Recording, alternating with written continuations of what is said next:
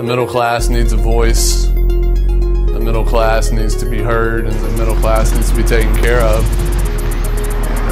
What better way to understand the plight of the middle class than to hear the thoughts and perspectives of the middle class? That's one thing I have learned in the last year. I've learned to be able to say, I don't know. I'm going to take everything that's around me and I'm going to turn it into my good.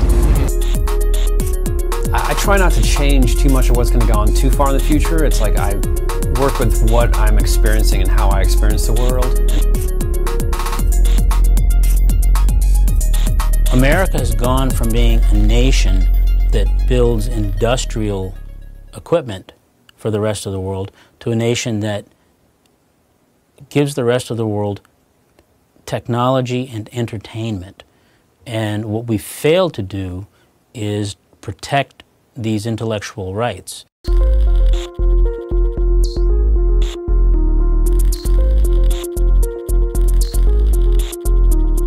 Buy low, sell high. The American dream is more of how you raise, the culture that you in. So everybody's dream gonna be different. How many rich kids do you see going to fight wars these days? Introduce myself. Yeah, just give me a little. Gotcha. Sure, what's up? My name is Queen Neff. Darren Cooper. Darren, where are you from? Birmingham, Alabama. How old are you right now? I'm 26. Okay, I'm Steve Chenal, and I'm the father of Keegan Chenal. Chris Jones, 26-year-old. Born and raised in Ackworth, Georgia. Oh, my name is Rockin' Rick. Rockin' Rick? Yeah. And Rockin' Rick, where were you from? Here in Atlanta. My name is Austin Dickey. I'm 21. I go to school at Kennesaw State University. I'm Peggy Brown, the mom of Keegan, and I'm an English teacher.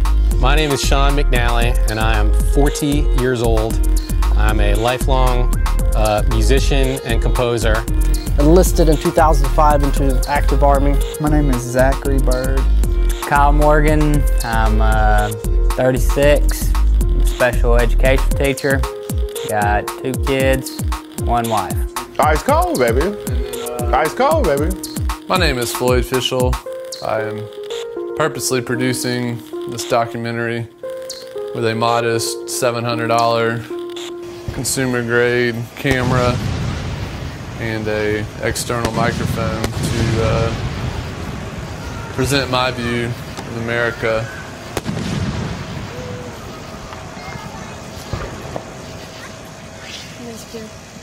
Yeah. I love those. I love the ones that disappear. I was born in East Africa, Eritrea. So my parents, when I was younger, there was a war in my country, and so they were fleeing to try to find, a better safe haven for their children and for more opportunity. What we did know living in Africa was about America and this American dream. What was that perspective? Well, at that point, the perspective of the African is, more opportunity, more means to get to positive ends. A lot changed when I had my daughter. Of course, the priority levels shift when that happens. Suddenly everything is not about you anymore. It becomes about you have another life that is completely 100% dependent upon you. And before, in high school, I didn't care to go to college. I graduated high school, kind of was sterile for a year, got into college. I was like, all right, I'm going to do this. Made a couple bad decisions. Took a trip to the Bartow County Jail and and then my daughter was born shortly after that. My name is Keegan Chenal from Cartersville, Georgia. Raised in a basic middle-class type family. What was your first interaction with the whole idea of like American dream?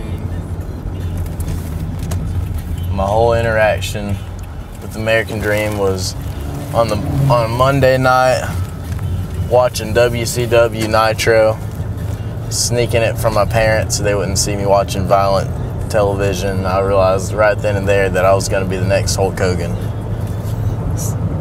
And that was my dream from day one. And how old were you then? I was probably about six years old.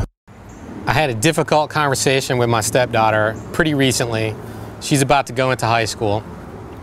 And in a discussion about money, you know, kids they want to ask you, you know, what kind of car am I going to drive when I turn 16 and get my driver's license? What college am I going to go to? What jobs will I have? That kind of thing. And I had to have an earnest and difficult conversation with her in which I basically convinced myself that for the first time, I think she's going to have it harder than we had it. My mom always told me it's going to be easier for you than it was for me. It was easier for me than it was for Grandpa. It was easier for Grandpa than it was for Great-Grandpa. This time, I can't look her in the eye and tell her that she's going to have it easier than me. My name is Kaylee Rollerston. I'm 18 years old and I just graduated high school and I'm going to be starting my college experience soon. What was your first recollection of the whole concept and idea of the American dream? Well, I think as a child and being a little girl, I always had this idea of meeting your Prince Charming kind of deal and having nice house, nice car, and basically everything just kind of being easy. Where did that image get presented? I think a lot of that honestly came from movies and TV. Like Disney movies always gives you these ideas of a princess meeting her Prince Charming. And okay, listen. Are you listening? We're about to do something here. You're either going to sit right here, but you can't be doing that. You know, just speaking from my own daughter, who's 4 going on 5. The limited time she has watched some of that stuff, I have noticed a change in personality where she would be like a smart mouth. A little snappy, a little sassy. And then just also there's a lot of sexual content. You know, kids wearing stuff with the boobs hanging out and they're like 12 and you know, their belly buttons are showing, their clothes are skin tight, and they're tonguing each other, and it's just ridiculous. Then if you get up to the adult stuff, the stuff that used to be probably considered PG-13R is now common 8 to 10 o'clock family chat. I mean, the languages that, you know, like a word like a B word, you know, used to be off the table. Now it's just common, you know, whatever, 30 Rock. Well, I grew up a little bit differently than most anyone else in the United States because my family moved to Atlanta and I went to 1st and 2nd grade in Atlanta. And the only television I had is when I came home from school and, you know, my mother would be watching, you know, her half hour of daily soap operas.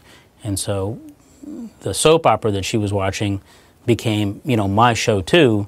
As a kid. What was that show? I think it was The Edge of Night. And it was a full drama thing, but at that age, the thing I remember most vividly is in one of the season finales, the bad guy was burned up in a white panel truck. And I remember his face at the back of the panel truck through the little tiny oval windows in the back, and he's like, ah, and that was fairly traumatic for me.